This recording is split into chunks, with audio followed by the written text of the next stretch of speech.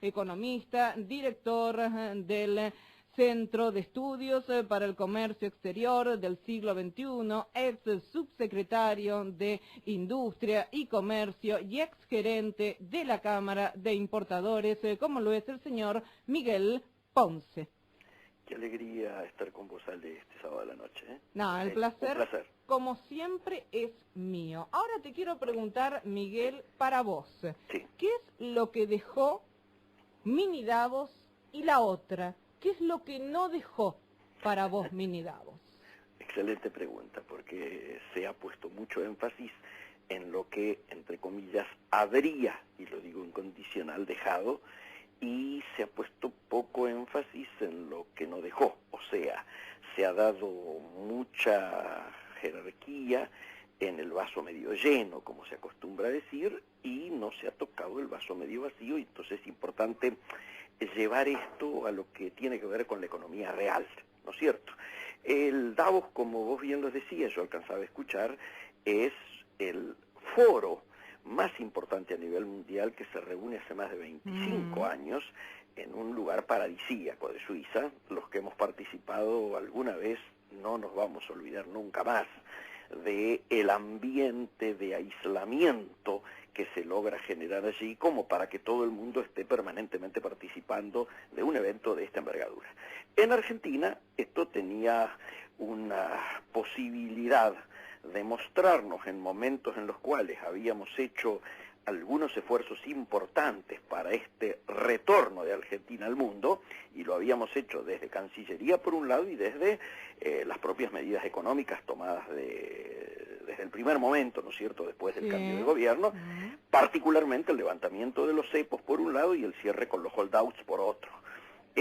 Vos te recordarás que en el Davos primero de este año que participa el presidente, en el Davos principal, fue acompañado ni más ni menos que por Massa, como líder formal de la oposición o de un sector de la oposición, pero potencialmente como un posible protagonista de la sucesión en el momento en que ésta se plantee. Las condiciones ahora eran bastante distintas. ¿Por qué? Porque aquel impulso inicial de ingreso al mundo, las definiciones que la propia canciller Malcorra había adoptado en términos de fortalecer el Mercosur por un lado, acelerar el asunto del acuerdo Unión Europea-Mercosur por otro lado, y tercero, mirar hacia el Pacífico, habían tenido algunos tropiezos. Y esos tropiezos tenían que ver básicamente con dos hechos políticos que generaron un impacto con repercusiones en los inversores que pensaban venir al país. Uno, lo que fue aquello que se denominó la ley contra los despidos, o sea, el tema del empleo, ¿no es cierto?, que lo denominaban otros, que fue un espectáculo pobre, triste, en el cual estuvimos un mes bailando danzas entre distintos actores en el Parlamento para terminar con el primer veto presidencial. Y el segundo hecho que generó también incertidumbre en términos de gobernabilidad, al igual que este a que hacemos referencia, es el de las tarifas, el manejo, los errores, la torpeza, las, diríamos, equivocaciones y los malos gerenciamientos o malas praxis que llevaron a que el gobierno sufriera su mayor derrota política desde el 10 de diciembre a la fecha, como es y fue el tema de las tarifas, que ahora se estaría enderezando en estas horas, o por lo menos enderezándose no políticamente, porque eso que se perdió no se recupera, pero enderezándose por lo menos en las efectividades conducentes, hicieron de que en ese marco esto adquiriera una posibilidad cierta de volver a aquel impulso inicial, y entonces la reunión en el Centro Kirchner tuvo ese espíritu de generar un ambiente de negocio favorable. Yo te diría que lo más importante que se logró es no solo el eje de la convocatoria y la cantidad importante de CEOs que por supuesto tienen, si no hubiera interés, tareas mucho más importantes que realizar en otras partes del mundo, pero el hecho que hayan venido acá significa una señal que no se puede desconocer, pero yendo a las efectividades conducentes, digámoslo con todas las letras, las únicas inversiones genuinas, anunciadas y a concretar son de empresas que ya están en el país, digo Siemens, digo Coca-Cola, etcétera, de lo que se ha anunciado, y las demás, aquellas inversiones que esperamos de empresas que todavía no están en el país, requiere otro tiempo, claro. Requieren otras condiciones, requieren mirar que los procesos de gobernabilidad se afianzan, requieren pensar que no va a ser necesario nuevos vetos, que se van a construir mayorías parlamentarias que garanticen precisamente una situación de tranquilidad a futuro. Nadie que va a invertir te está pidiendo que les des privilegios especiales, sino que lo único importante para decidir una inversión es la previsibilidad y la confianza, particularmente en el mediano y en el largo plazo. Y entonces, como diría algún amigo, yo tengo bastante confianza en lo que es el corto plazo, en cómo se está manejando este corto plazo. Pero no tengo tanta certidumbre en cómo se va a manejar el mediano y el largo. Y esto tiene que ver porque me parece que no se han terminado de acallar algunos ruidos internos entre los partidarios del shock, los más keynesianos, y los fundamentalistas, los que están esperando el fracaso de Prat Gai para buscar su reemplazo, los que permanentemente y diariamente están tratando de marcar las diferencias, particularmente con, en términos prácticos, lo que sería mantener ciertas tasas que a esta altura hoy ya pueden catalogarse como antiproductivas. Perfecto. Las tasas que hoy se están manejando en el ambiente, diríamos, de la economía, son tasas que por más han bajado algo en el último tiempo, particularmente después del G20, cuando el presidente se tuvo que reunir con Sturzenegger y al día siguiente las tasas sufrieron un descenso, todavía estas tasas están afectando lo que es la línea de pagos y hay muchos proveedores que están endeudados que prefieren, en lugar de levantar sus deudas, colocarlo en el circuito financiero. Y entonces, volviendo al Davosito, o al mini Davos, hay muchos de los inversores que llegaron cuya mirada está puesta en aprovechar este tiempo, diríamos, de optimismo nacional para colocaciones financieras antes de colocaciones productivas. Nosotros, en cambio, tenemos la matriz productiva, yo diría, pegada en nuestra piel, y lo que buscamos es que las inversiones sean genuinas, que vengan a enterrar fierros. Fierros son bienes de capital para producir a nivel local, utilizando nuestra mano de obra y nuestras materias primas, y que le agreguemos valor, y entonces podamos hacer exportaciones con alto grado de valor agregado, que eso es trabajo nacional. Eso es lo que estamos buscando. Miguel, esas son las inversiones que nos interesan. Y ahora sí continuamos con él, con Miguel Ponce. Sí, Miguel, continuamos con esta mini cumbre de Davos y esto. Ahora venimos al paso de lo que no nos dejó mini Davos. Bueno, precisamente, la primera parte la adelantamos recién. No nos ha dejado algunas inversiones nuevas, no la de las empresas que ya están instaladas, que solamente lo que hacen es anunciar planes que ya tenían previsto por anticipación y que ahora aprovechan este espacio para decir, señores, vamos a invertir 4.000 millones, vamos a invertir 1.000 millones, etc.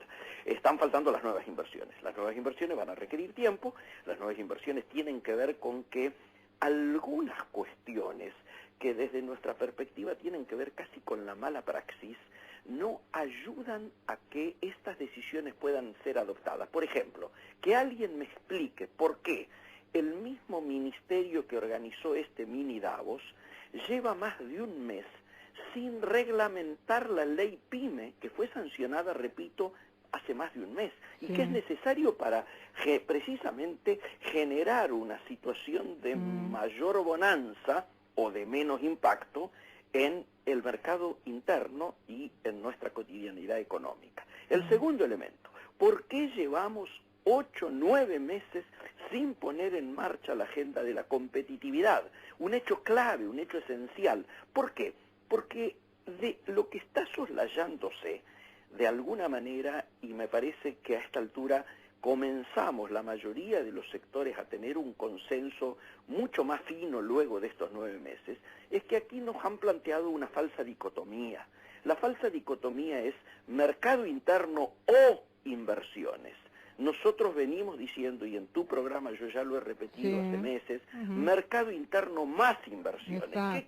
¿Qué quiere decir esto? Esto quiere decir generación de empleo, defensa del salario, consumo, por un lado, en lo que tiene que ver con el mercado interno, y en lo que tiene que ver con las inversiones. Inversiones sí, pero también productividad, también competitividad, también medir que estas inversiones que llegan para sumarse a un proceso productivo y no para escaparse por los vericuetos, ¿no es cierto?, de procesos especulativos. Exacto. Nos interesa subrayar fuertemente esto, porque de alguna manera este debate filosófico es el que va a decidir la suerte futura del éxito o el fracaso del gobierno. Bien. Sin discusión. Miguel, te quiero preguntar, ¿qué te pareció la comunicación, que muchas veces no es muy afortunada, del equipo económico de nuestro presidente de la Nación en Davos? ¿En el Davos o en el Davosito? No, en el Davosito. Yo te diría que con claroscuros. Me parece que todavía estamos teniendo una confusión en lo que tiene que ver con los equipos de comunicación. Sí. Yo me saco el sombrero, siempre lo digo, ante Durán Barba como asesor para una etapa electoral, pero repudio las formas en que se está manejando la comunicación para las comunicaciones institucionales del gobierno. No tiene nada que ver el estilo, los códigos, las formas de una comunicación en etapa electoral con las comunicaciones de un gobierno y de una institucionalidad gubernamental que tiene que tener otro grado de seriedad y otro grado de llegada. Creo que el manejo comunicacional estuvo más bien vinculado a que lo entendiesen el percentil más pequeño de la conducción económica de los sectores privilegiados de Argentina, más que hubiese una comprensión de los sectores mayoritarios en relación a la importancia que tienen eventos de esta naturaleza.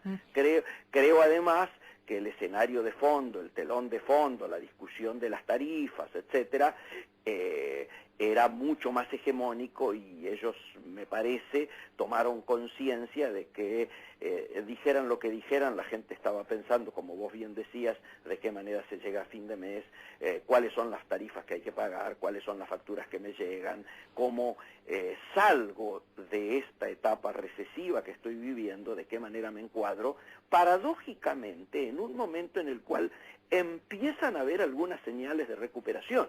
Te doy datos concretos en términos económicos y en términos macro. Estos famosos brotes verdes que se están hablando ya son cuantificables. Son cuantificables en los números de caída de la inflación. Son números muchísimo más, yo diría, aceptables, prolijos y tolerables. Número 2.